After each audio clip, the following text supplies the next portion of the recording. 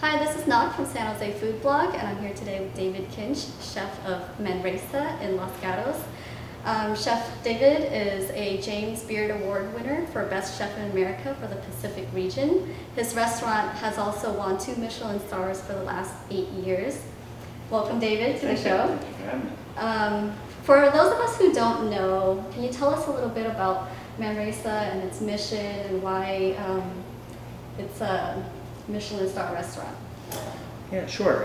Manresa is 12 years old. We've been in Los Gatos the entire length of the time. We started off small. Every year we've grown a little bit more. Along the way, we have featured a lot of local wines and a very special relationship with a farm that supplies a lot of the product at the restaurants. I think what we try very hard to do at the restaurant, working as a team, is to create a certain sense of place at the restaurant that when you come to eat there, you have an idea not only where you are, it's a great reflection on California. So Manresa is really known for its relationship with Love Apple Farms. Can you tell us a little bit more about that? Well, Love Apple Farms is, the partnership's been going about 7 years now. It has grown incrementally every year. We have an exclusive relationship with them. We work in tandem with them on planting schedules, items that are of great interest at the restaurants, and perhaps things that we lose interest over a course of time. We want to know what's in the ground.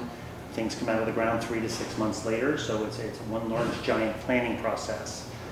A big part of our planning is understanding that the resources at the farm are limited, even though it is 22 acres. So we try to be very respectful and not wasting anything that comes from the farm.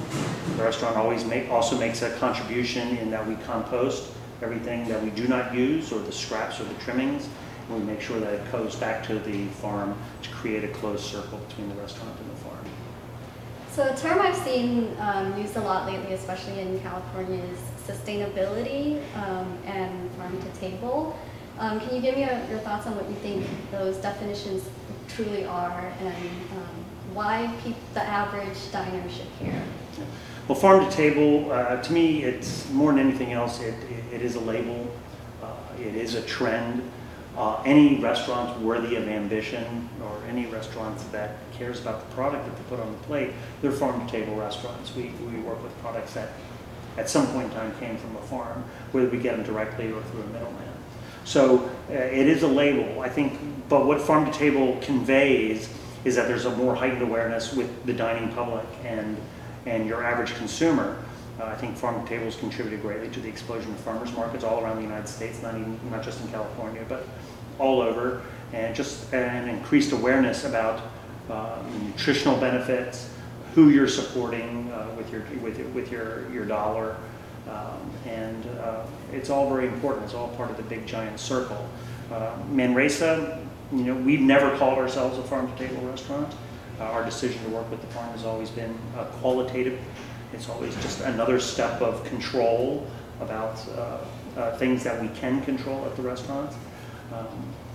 In terms of sustainability, that's a tough one to ask, and it's the one that everybody is asking, because the grand arc of how things are moving right now is non-sustainable. The way the world eats, the way the Western world eats, it's heading in the wrong direction. It tends to be a lot of animal product. It tends to be unsustainable fisheries out of the ocean. The population is growing. The demand for these products and people willing to pay top dollar for the very best is depleting resources really fast. So sustainability is not just a series of restaurants or people buying things at a farmer's market or having an organic farmer packing up a truck and going down and selling things. That is merely a band-aid about how things. I think there has to be a fundamental change about how people approach their diet, what they eat, and how they eat it. The diseases of obesity and diabetes and just health-related, diet-related health issues that run rampant in the United States have to change. There has to be a fundamental approach to how people eat for sustainability to really work. Otherwise, I fear we're in big trouble. So I wanted to talk about the International Culinary Center. Among your many accomplishments, one that not many people know about is that you're actually the Dean of the Culinary Center. So can you tell us a little bit about the school and your role? Yes, I'm one of the deans. It's a really fantastic set of deans. Most of them are based in New York City, with the ICC opening up here in Campbell, California. I was asked to be one of 2 brand new deans here, which I was very honored and gladly accepted. I think my role here at the school, my restaurant is very close to the school. It's a great win-win situation for both. But I think my role is to be more of an ambassador, not only for cuisine and the industry and the things that those represent and the time and experience that I have spent in it, but also to pass this information as much as I can and when I can to the students and to understand that and respect that. What do you think about the placement of the school in Campbell as opposed to, say, a larger city like San Francisco, the resources around here and what's available to its students in this campus? No, well, first of all, San Jose is bigger than San Francisco. That you know, is true. it's San Jose is the second largest city in the state, or something like that. I mean, it's in as far as I'm concerned, it's in an urban area. You're in a great population center. If someone's from Oakland or San Francisco wants to come to the school, it's a 45-minute drive. It's not that bad. That's like a subway train from the Bronx to the ICC in New York. So I think it's very well situated. I'm familiar with the campus and the classrooms from its previous incarnation. Everything is in great shape, and it's very well done. So going back to the topics of farm to table that we talked about earlier, the school has a course on farm to table. Can you tell us a little bit about what the course entails and what it teaches the students? Well, it's part of the culinary curriculum here, but it involves on-site field trips where they go to dairies, they visit markets, they visit artisanal producers, they go straight to the source. I think this is very important because understanding, instead of just opening up a box and having things all lined up and ready to go, I think it increases a certain sense of awareness and understanding of the product you're working with. I think it just makes you a better cook. It makes you a better professional if you have an understanding of the entire chain of events about how things transpire. Plus, it's a fun thing to do, to learn where cheese and dairy products come from in the process. People who do it really well, the passion that they have for it to do a job well done in other segments of everything and how it comes together is really important.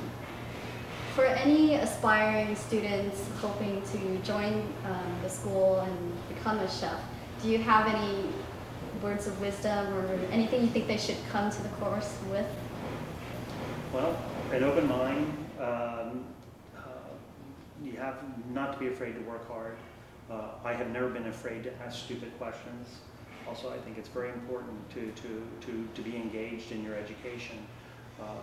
This industry that we are in is going to be twice as big. There's going to be twice the need for twice as many cooks. There's going to be twice as many needs for hotel professionals in 15 years from now than we have now. It is going through a tremendous growth spurt. And though graduates are being produced, what a student can ask themselves is how are they going to differentiate themselves from everybody else? What is their particular quest for excellence that's going to make them stand out in this ever-growing where they can grasp the best opportunity? Culinary schools, as good as they are, what they do is they lay a really great foundation, a certain sense of professionalism, and your relationship, build that first step in your relationship with the industry and making your contribution to the industry. But after that, it's impossible to teach experience. You have to go out there, you have to be prepared to go out and work hard, learn from mentors, whatever field it might be, administrative, front of the house, back of the house, baking, pastry, whatever it is, you know, to learn and to improve.